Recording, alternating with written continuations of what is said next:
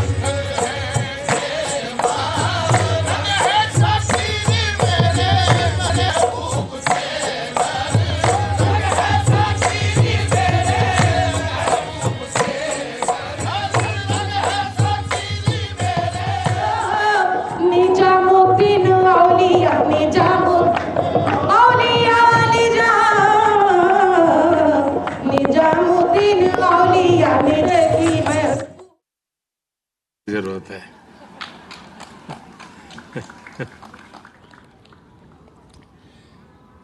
कार्यक्रम में उपस्थित डॉक्टर कर्ण सिंह जी, मुजफ्फर अली जी, मीरा अली जी, अन्य महानुभाव, देवी और सज्जनों, आज जहान खुसरो में आकर मन खुश होना बहुत स्वाभाविक है।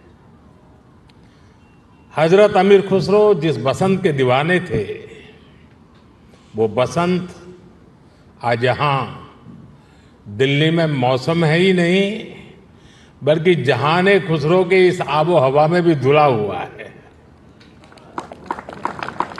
हजरत खुसरो के शब्दों में कहें तो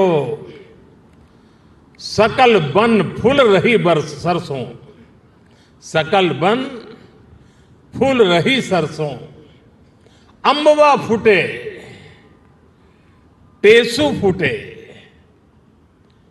कोयल बोले डार डार। यहां माहौल वाकई कुछ ऐसा ही है। यहां महफिल में आने से पहले अभी मुझे तह बाजार घूमने का मौका मिला। उसके बाद बागे फिरदौस में कुछ साथियों से भी अलब जलब दुआ सलाम हुई। अभी नजरे कृष्णा और जो विभिन्न आयोजन हुए, असुविधा के बीच कलाकार के लिए माइक की अपनी एक ताकत होती है, लेकिन उसके बाद भी प्रकृति के सहारे उन्होंने जो कुछ भी प्रस्तुत करने का प्रयास किया, शायद उनको भी थोड़ी निराशा हुई होगी। जो लोग इस आनंद को पाने के लिए आए थे, उनको भी शायद निराशा हुई होगी। लेकिन कभी कभी ऐसे अवसर भी जीवन में बहुत कुछ सीख दे करके जाते हैं। मैं मानता हूं आज का अवसर भी हमें सीख दे करके जाएगा। साथियों, ऐसे मौके देश की कला संस्कृति के लिए तो जरूरी होते ही हैं, इनमें एक सुकून भी मिलता है। जहान खुसरो का ये सिलसिला अपने 25 साल भी पूरे कर रहा है। इन 25 वर्षों में इस आयोजन का लोगों के जहन में जगह बना लेना, ये अपने आप में इसकी सबसे बड़ी कामयाबी है। मैं डॉक्टर कर्ण सिंह जी, मित्र मुजफ्फर अली जी, बहन मीरा अली जी और अन्य सहयोगियों को इसके लिए बहुत बहुत बधाई देता हूं। जहान खुसरो का ये गुलदस्ता इसी तरह खिलता रहे, मैं इसके लिए रूमी फाउंडेशन को और आप सभी को बहुत बहुत शुभकामनाएं देता हूं। रमजान का मुबारक महीना भी शुरू होने वाला है। मैं आप सभी को और सभी देशवासियों को रमजान की भी मुबारकबाद देता हूं। आज मैं सुंदर नर्सरी आया हूं तो हिज हाइनेस प्रिंस करीम आगा खान को भी याद आना मुझे बहुत स्वाभाविक है। सुंदर नर्सरी को सजाने संवारने में उनका जो योगदान है वो लाखों कला प्रेमियों के लिए वरदान बन गया है। साथियों, गुजरात में सूफी परंपरा का बड़ा सेंटर सरखेज रोजा रहा है। वक्त के थपेड़ों में एक समय उसकी हालत काफी खराब हो गई थी। जब मैं मुख्यमंत्री था तब उसके रिस्टोरेशन पर काफी काम करवाया गया था। और बहुत कम लोगों को मालूम होगा, एक जमाना था जहां सरखेज रोजा में बड़ी धूमधाम के साथ कृष्णोत्सव मनाया जाता था और बहुत बड़ी मात्रा में मनाया जाता था। और आज भी यहां कृष्ण भक्ति के रंग में हम सब रंग गए थे। मैं सरखेज रोजा में होने वाले सालाना सूफी संगीत कार्यक्रम में शिरकत भी अवसरन किया करता था। सूफी संगीत एक ऐसी साजी विरासत है जिसको हम सब मिलजुल कर जीते आए हैं। हम सब ऐसे ही बड़े हुए हैं। अभी यहां नजरे कृष्णा की जो प्रस्तुति हुई उसमें भी हमारी साजी विरासत की झलक दिखाई देती है। साथियों, जहान खुसरो के इस आयोजन में एक अलग खुशबू है। ये खुशबू हिंदुस्तान की मिट्टी की है। वो हिंदुस्तान जिसकी तुलना हजरत अमीर खुसरो ने जन्नत से की थी। हमारा हिंदुस्तान जन्नत का वो बगीचा है जहां तहजीब का हर रंग फला फूला है। यहां की मिट्टी के मिजाज में ही कुछ खास है। शायद इसलिए जब सूफी परंपरा हिंदुस्तान आई तो उसे भी लगा जैसे वो अपनी ही जमी से जुड़ गई हो। यहां बाबा फरीद की रूहानी बातों ने दिलों को सुकून दिया। हजरत निजामुद्दीन की महफिलों ने मोहब्बत के दिए जलाए। हजरत अमीर खुसरो की बोलियों ने नए मोती पिरोए और जो नतीजा निकला वो हजरत खुसरो के इन मशहूर पंक्तियों में व्यक्त हुआ। बन के पंछी भय बावरे, बन के पंछी भय बावरे, ऐसी बिन बजाई सांवरे, तार तार की तान निराली, जुम रही सब वन की डारी। भारत में सूफी परंपरा ने अपनी एक अलग पहचान बनाई। सूफी संतों ने खुद को महज मस्जिदों या खानकाहों तक सीमित नहीं रखा। उन्होंने पवित्र कुरान के हर्फ पढ़े तो वेदों के स्वर भी सुने। उन्होंने अजान की सदा में भक्ति के गीतों की मिठास को जोड़ी और इसलिए उपनिषद, जिसे संस्कृत में एकम सत विप्राहा बहुधा वदंती कहते थे, हजरत निजामुद्दीन औलिया ने वही बात हर कौम रास्त राहे दिने व किबला गाहे जैसे सूफी गीत गाकर कही। अलग अलग भाषा, शैली और शब्द, लेकिन संदेश वही। मुझे खुशी है कि आज जहान खुसरो उसी परंपरा की एक आधुनिक पहचान बन गया है। साथियों, किसी भी देश की सभ्यता उसकी तहजीब को स्वर उसके गीत संगीत से मिलती है, उसकी अभिव्यक्ति कला से होती है। हजरत खुसरो कहते थे, भारत के संगीत में एक सम्मोहन है, एक ऐसा सम्मोहन कि जंगल में हिरण अपने जीवन का डर भूलकर स्थिर हो जाते थे। भारतीय संगीत के इस समंदर में सूफी संगीत एक अलग रौ के तौर पर आकर मिला था और इस समंदर की खूबसूरत लहर बन गया। जब सूफी संगीत और शास्त्रीय संगीत की वो प्राचीन धाराएं एक दूसरे से जुड़ी तो हमें प्रेम और भक्ति की नई कल कल सुनने को मिली। यही हमें हजरत खुसरो की कवाली में मिली, यही हमें बाबा फरीद के दोहे मिले, बुल्ले शाह के स्वर मिले, मीर के गीत मिले। यहां हमें कबीर भी मिले, रहीम भी मिले और रसखान भी मिले। इन संतों और औलियों ने भक्ति को एक नया आयाम दिया। आप चाहे सूरदास को पढ़ें या रहीम और रसखान को, या फिर आप आंख बंद करके हजरत खुसरो को सुने। जब आप गहराई में उतरते हैं तो उसी एक जगह पहुंचते हैं। ये जगह है आध्यात्मिक प्रेम की वो ऊंचाई जहां इंसानी बंदी से टूट जाती है और इंसान और ईश्वर का मिलन महसूस होता है। आप देखिए, हमारे रसखान मुस्लिम थे लेकिन वो हरिभक्त थे। रसखान भी कहते हैं, प्रेम हरि को रूप है, त्यों हरि प्रेम स्वरूप। एक होई दुवैयो लसई, जो सूरज और धूप। यानी प्रेम और हरि दोनों वैसे ही एक ही रूप है जैसे सूरज और धूप। और यही एहसास तो हजरत खुसरो को भी हुआ था।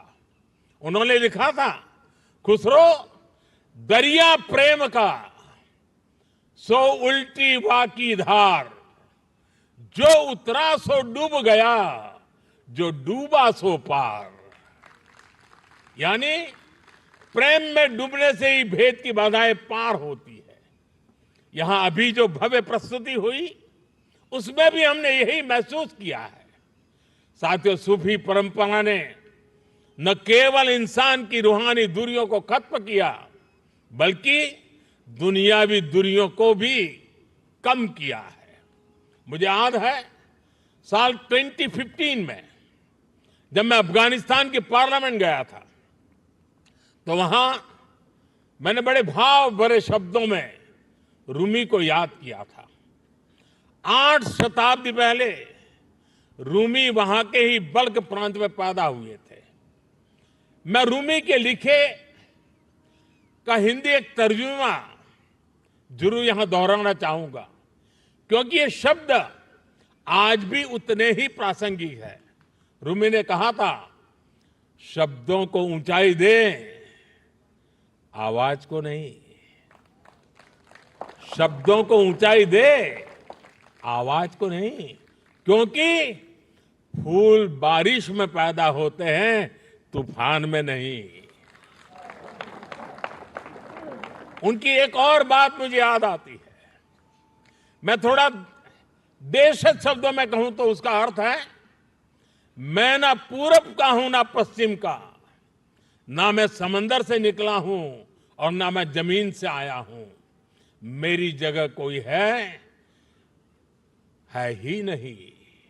मैं किसी जगह का नहीं हूं, यानी मैं सब जगह हूं।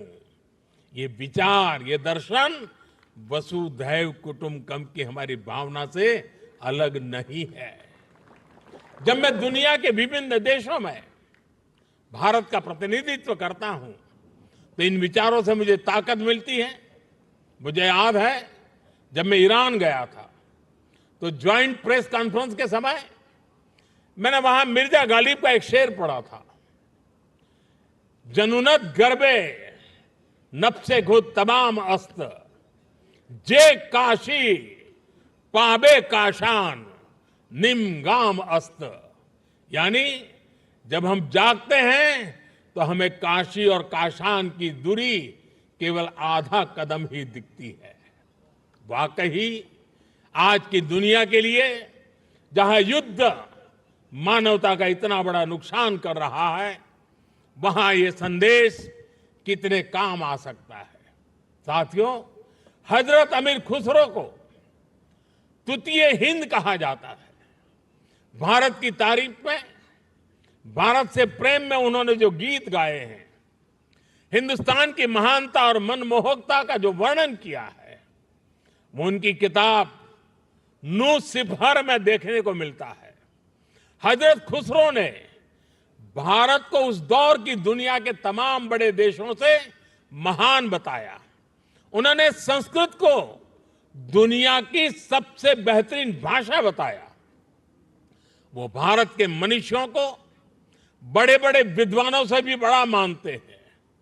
भारत में शून्य का, गणित और विज्ञान और दर्शन का ये ज्ञान कैसे बाकी दुनिया तक पहुंचा, कैसे भारत का गणित अरब पहुंचकर वहां पर जाकर के हिंदसा के नाम से जाना गया। हजरत खुसरो न केवल अपनी किताबों में इसका जिक्र करते हैं, बल्कि उस पर गर्व भी करते हैं। गुलामी के लंबे कालखंड में जब इतना कुछ तबाह किया गया, अगर आज हम अपने अतीत से परिचित हैं तो इसमें हजरत खुसरो की रचनाओं की बड़ी भूमिका है। साथियों, इस विरासत को हमें निरंतर समृद्ध करते रहना है। मुझे संतोष है जहां खुसरो जैसे प्रयास इस दायित्व को बखूबी निभा रहे हैं, और अखंड रूप से 25 साल तक ये काम करना ये छोटी बात नहीं है। मैं मेरे मित्र को बहुत बहुत बधाई देता हूं। मैं एक बार फिर आप सभी को इस आयोजन के लिए बधाई देता हूं। कुछ कठिनाइयों के बीच भी इस समारोह का मजा लेने का कुछ अवसर भी मिल गया। मैं इसके लिए मेरे मित्र का हृदय से आभार व्यक्त करता हूं। बहुत बहुत धन्यवाद, बहुत बहुत शुक्रिया।